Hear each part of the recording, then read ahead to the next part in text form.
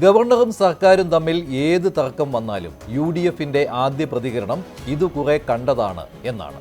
Vice chancellor നിയമനത്തിൽ ഗവർണറും സർക്കാരും കൊമ്പ് കോർത്തപ്പോഴും ഇത് തന്നെയായിരുന്നു പ്രതിപക്ഷം പറഞ്ഞത്. അത് തന്നെ സംഭവിച്ചു. കേസും വഴക്കും മുടക്കിയ കാശും എല്ലാം മറന്ന് മുഖ്യമന്ത്രിയും ഗവർണറും യോജിച്ചു.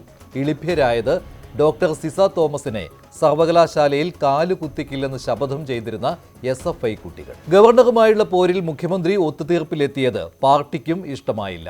പാർട്ടി സെക്രട്ടേറിയറ്റിൽ മുഖ്യമന്ത്രിക്കെതിരെ ചോദ്യമുണ്ടായി. പാർട്ടിയും സർക്കാരും സംഘപരിവാറിന് കീഴടങ്ങുന്നു എന്ന UDF ആരോപണത്തിന് ബലം കൂടുമെന്ന ആശങ്ക ഉയർന്നു.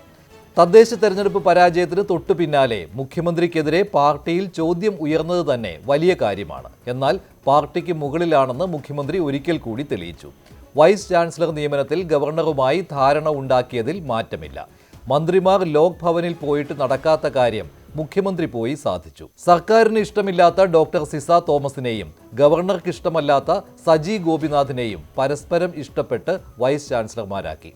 ഡോക്ടർ സിസ തോമസിനെ സാങ്കേതിക സർവകലാശാല വൈസ് ചാൻസലർ ആക്കിയത് CPMന് ചിന്തിക്കാൻ പോലും ആകാത്തതാണ്.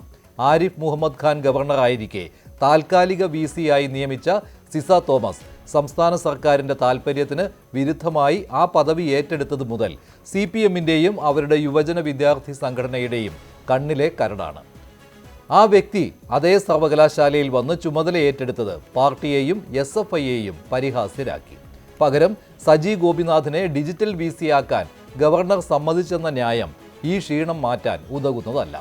സുപ്രീം കോടതിയുടെ ഇടപെടൽ കൂടി വിശദീകരിച്ച് പാർട്ടിയിലെ ചോദ്യം മുഖ്യമന്ത്രി പ്രതിരോധിച്ചു. സാങ്കേതിക സർവകലാശാലയും ഡിജിറ്റൽ സർവകലാശാലയും വൈസ് ചാൻസലർമാർക്കെതിരായിട്ട് മുഖ്യമന്ത്രിയും ഗവർണറും കൊടുത്ത പരാതികൾ, ആരോപണങ്ങൾ എന്തുകൊണ്ട് ഇത് ആവിയായി പോയി? അതൊക്കെ പ്രതിപക്ഷം വിടാൻ തയ്യാറായിട്ടില്ല. സംഘപരിവാർ CPM ഒത്തുതീർപ്പ് ആരോപണം കൂടുതൽ ബലപ്പെടുത്തും. ചോദ്യങ്ങൾ പലതാണ്. മുഖ്യമന്ത്രി ലോക് ഭവനിൽ പോയി ഇങ്ങനെയൊരു കൂടിക്കാഴ്ചയിൽ എല്ലാം തീരുമായിരുന്നുവെങ്കിൽ എന്തിന് ഇത്രയും കാലം വലിച്ചു നീട്ടി? എന്തിന് സുപ്രീം കോടതി വരെ കേസ് വാദിച്ച് ലക്ഷങ്ങൾ പൊടിച്ചു? എന്തിന് സെർച്ച് കമ്മിറ്റിക്കായി ഇത്രയും പണം മുടക്കി? ഒടുവിൽ സംഘപരിവാറിന് മുന്നിൽ മുട്ടുമടക്കി.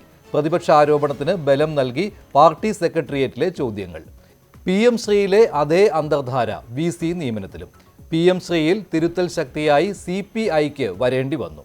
ഇവിടെ ഘടകകക്ഷികളിൽ നിന്ന് എതിർപ്പുണ്ടാകാത്തത് ഉന്നത വിദ്യാഭ്യാസ കേന്ദ്രങ്ങളെ ഇനിയും തർക്ക കേന്ദ്രങ്ങളാക്കേണ്ട എന്ന ഉദ്ദേശത്തിലാണ്.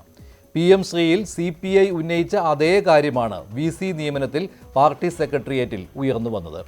പ്രത്യേക സാഹചര്യത്തിൽ എടുക്കേണ്ടി വന്ന തീരുമാനമെന്ന ഒറ്റ വാചകത്തിൽ മുഖ്യമന്ത്രി ആ ചോദ്യങ്ങൾ അവസാനിപ്പിച്ചു എന്ന് മാത്രം.